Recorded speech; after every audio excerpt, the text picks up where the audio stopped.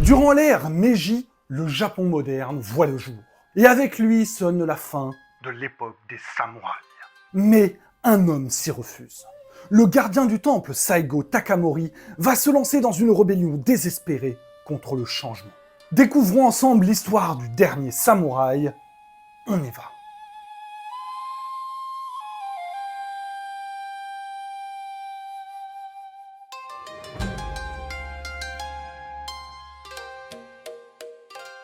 Mais avant de commencer ce petit périple au Japon, on n'oublie pas de s'abonner et de liker la vidéo. On vous remercie. Le Japon a toujours refusé le contact avec l'extérieur, que ce soit pour le commerce ou même culturellement. Le problème, c'est que les Européens commencent à faire leurs lois dans le Pacifique. Et la présence d'une puissance refusant les échanges commerciaux, c'est pas très bon pour le business. En février 1854, le commodore anglais Matthew Perry débarque au Japon et exige que le pays mette fin à son isolement total. Bien sûr, pour être sûr que le message passe, il se ramène avec des cuirassés d'Amérique du Nord. Les Japonais n'ont pas trop le choix. Soit ils deviennent une colonie, que se partagent anglais et français, soit ils acceptent d'ouvrir leurs ports, de commercer avec le reste du monde. Et du même coup, changer son économie, ses institutions et même son mode de vie. En 1868, l'ère Meiji voit le jour, et le Japon se modernise, devenant l'une des plus grandes puissances mondiales. Mais ce nouvel état de fait ne convient pas à tout le monde, surtout pas aux ardents défenseurs d'un Japon originel, traditionnel, tels que sont les samouraïs. On a déjà parlé dans une précédente vidéo du Shinsengumi, se déroulant à la même époque. Aujourd'hui, c'est Saigo Takamori qui nous intéresse. Saigo est né en 1828 dans la province de Satsuma, dans une famille de samouraïs plutôt humble. On n'est pas sur du grand seigneur. Sa carrière commence d'ailleurs doucement en tant que copiste d'un magistrat de province. Il passe ensuite une décennie en tant que collecteur d'impôts et parcourt les provinces. Il côtoie beaucoup la paysannerie et fier de sa condition de samouraï, il souhaite en honorer les commandements, c'est-à-dire veiller au bien-être des populations placées sous sa responsabilité. Il dénonce dans des écrits la corruption de certains de ses confrères et souhaite que les samouraïs regagnent la confiance des paysans. Ses bons services le font remarquer par le daimyo, le seigneur de la région de Satsuma. Takamori lui jure une fidélité absolue, et quand son maître meurt, le samouraï souhaite mettre fin à ses jours, fidèle à la tradition du junshi.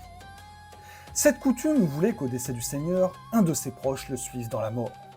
Takamori et l'un de ses amis se jettent dans la mer. Le samouraï refit surface et fut réanimé. Mais son ami n'a pas survécu. Il lui rendra hommage dans de nombreux poèmes. Son nouveau daimyo, lui, se méfiait de Takamori.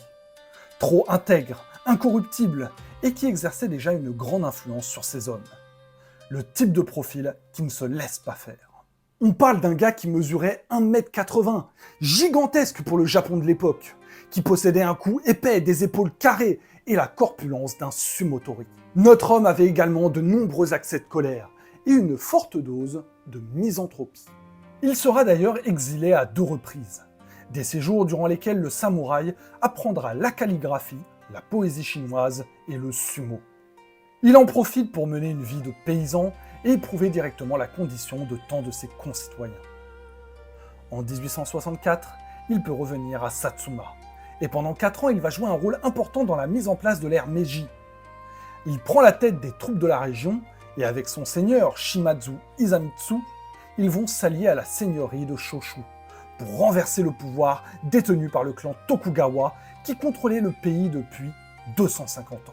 En 1868, Saigo Takamori et ses troupes occupent Edo, l'actuel Tokyo, et infligent défaite sur défaite au clan ennemi. C'est la fin du Bakufu, système de gouvernement militaire mis en place depuis 7 siècles. Place désormais à la modernisation du pays. Takamori tient son heure de gloire, mais il ne se sent pas à son aise dans la capitale Kyoto. On lui a bien donné quelques fonctions politiques, mais rien n'y fait. Le samouraï méprise cette bourgeoisie en redingote et haute forme. Quand il se rend au palais, c'est en costume régional et chaussé de sandales ou de sabots. Certes, il reconnaît les bienfaits du modernisme, Le télégraphe, le chemin de fer et la machine à vapeur sont des inventions utiles qui facilitent la vie de ses contemporains. Mais pour lui, la reproduction aveugle du mode de vie occidental est une erreur. Pire, une faute. Un jour qu'il se promenait pieds nus en sortant de son bureau, un garde le prit pour un intrus. Il fallut l'intervention d'un ministre pour arranger la situation.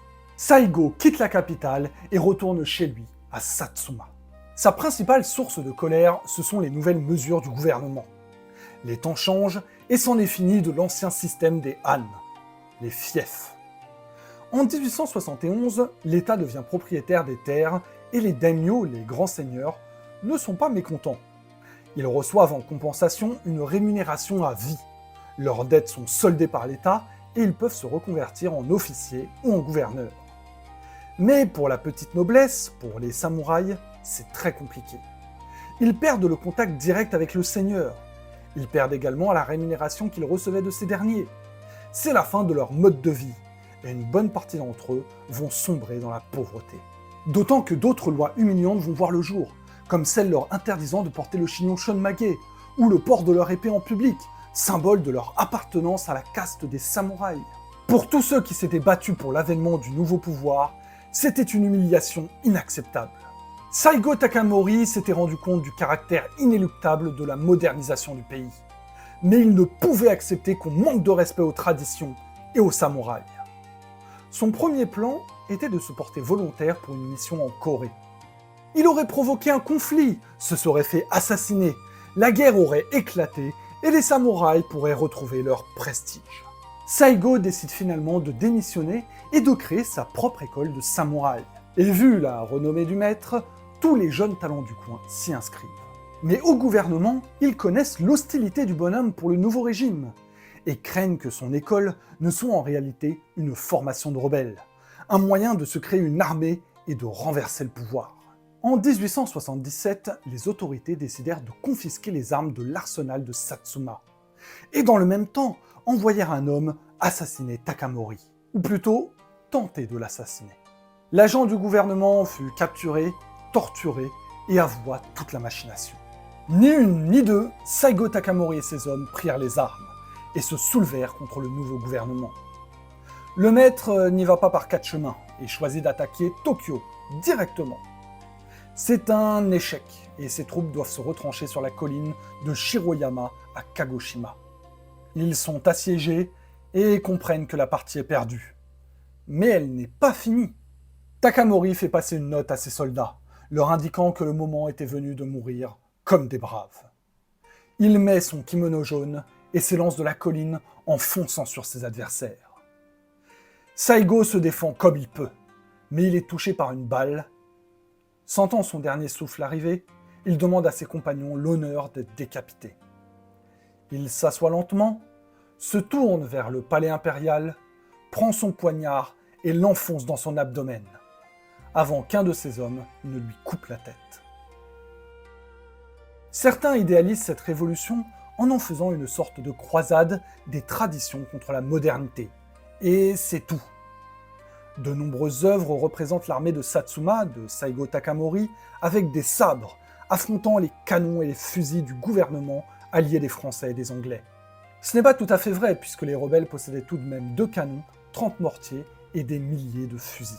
Après le Shinsengumi, c'était le tour de Saigo Takamori. La fin d'une ère et le début d'une autre.